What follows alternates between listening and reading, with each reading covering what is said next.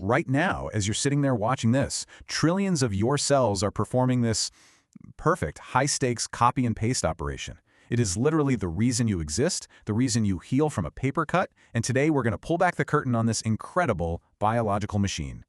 So it really all kicks off with this one single fascinating question. I mean, from the moment you began as just one cell, how did you grow into the complex person you are today? Or think about it this way, how does a cut on your finger heal? Your body has to solve this problem constantly, every single second. Well, the answer is a process called mitosis. It is the body's ultimate copy machine. So here's what we're going to do. First, we'll see why a cell has to meticulously prepare its blueprints. Then, we'll watch the intricate four-step dance of the process itself. And finally, we'll discover why getting it right is so critical and the chaos that can happen when it goes wrong. Okay, let's dive right in. Before a cell can even think about dividing, it has to prepare its most important asset, its instruction manual, which is, of course, its DNA. You know, it's a common misconception that cells are just constantly dividing all the time. But actually, most of a cell's life is spent in this long, very careful preparation phase called interphase. Mitosis, the division part, is the dramatic but actually pretty brief final act of the whole show. So inside the cell's command center, the nucleus, you've got the DNA. And you should really think of it as the master blueprint. I mean, every single instruction that makes you, you is written in this code. So for a cell to divide successfully, this entire massive blueprint has to be copied with perfect accuracy, no mistakes allowed. Now get this, if you took all the DNA from just one of your cells and stretched it out end to end, it would be about 6 feet long. So to manage this incredible length, the cell packages its DNA into these structures we call chromosomes.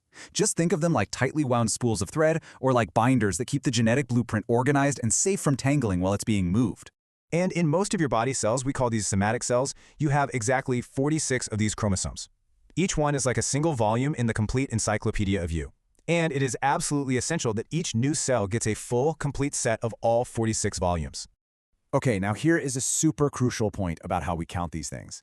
During a part of interphase called the S phase, the cell duplicates all of its DNA. So each chromosome creates a perfect twin of itself, and these twins are called sister chromatids. But here's the key. As long as they are joined together at that central point, the centromere, they are still counted as one chromosome. So the cell goes from having 46 chromosomes made of one chromatid each, to having 46 chromosomes, each now made of 2 identical sister chromatids. All right, the prep work is officially done. The blueprints are copied, they're neatly bound up, and the cell is ready to begin the main event, the 4-step dance of mitosis. And lucky for us, the whole performance can be remembered with a really simple mnemonic, PMAT. That's prophase, metaphase, anaphase, and telophase. Or, even easier, prepare, middle, apart, and two. So let's break down each step. First up is prophase. This is all about preparation. That loosely packed DNA condenses into the thick, visible chromosomes we just talked about. The wall of the nucleus, the command center's office basically, starts to break down to clear the way. And this structure called the mitotic spindle begins to form. This is the machinery that's going to do all the heavy lifting. Next is metaphase, or middle. Every single one of those 46 chromosomes lines up perfectly right along the cell's equator, which is called the metaphase plate. The spindle fibers reach out and grab onto each one. Now, this alignment is absolutely critical. It's a non-negotiable checkpoint. The cell is literally pausing to make sure every chromosome is in place before it moves on. It has to be perfect. And then, bam, anaphase, apart. On a single signal, those centromeres holding the sister chromatids together all split at once. Instantly, the spindle fibers contract like tiny molecular motors, and they pull the identical sisters apart toward opposite ends of the cell. And the very moment they separate, each one is now considered its own full-fledged chromosome. And this leads to a really fascinating bit of cellular trivia. For this one brief moment during anaphase, with all the sister chromatids having separated, the cell temporarily contains a whopping 92 chromosomes. It's just for an instant, but it's pretty cool. Finally, we reach telophase, or 2. The chromosomes arrive at their destinations at opposite ends of the cell. They can finally relax and uncoil, and the cell starts building 2 brand new nuclear envelopes, 2 new headquarters around each complete set of 46 chromosomes. So now we've got 2 identical nuclei inside a single stretched out cell. Okay, so we have 2 identical command centers inside one cell. The final task is to divide up the rest of the cellular material. This process is called cytokinesis, and it actually starts overlapping with the end of telophase.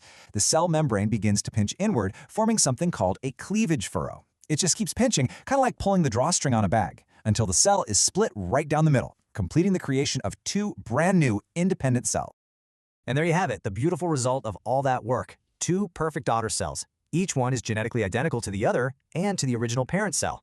They each have a complete set of 46 chromosomes and are now totally ready to do their jobs, whether that's helping you grow, repairing a wound, or just replacing an old, worn-out cell.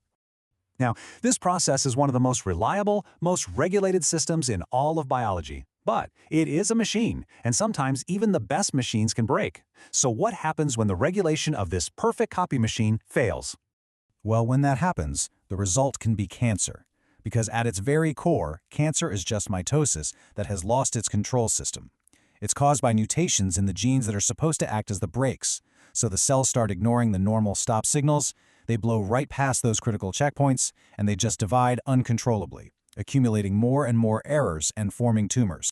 And this right here highlights exactly why understanding this process matters so much. Our knowledge of all these mitotic steps is what allows us to develop treatments like chemotherapy, which are specifically designed to attack cells that are dividing rapidly, the very definition of cancer cells. So, we've seen how mitosis creates trillions of genetically identical cells, but this leaves us with one final, kind of mind-bending question to think about.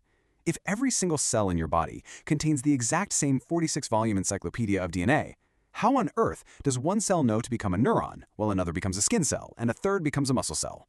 Join us again next time for another aha moment.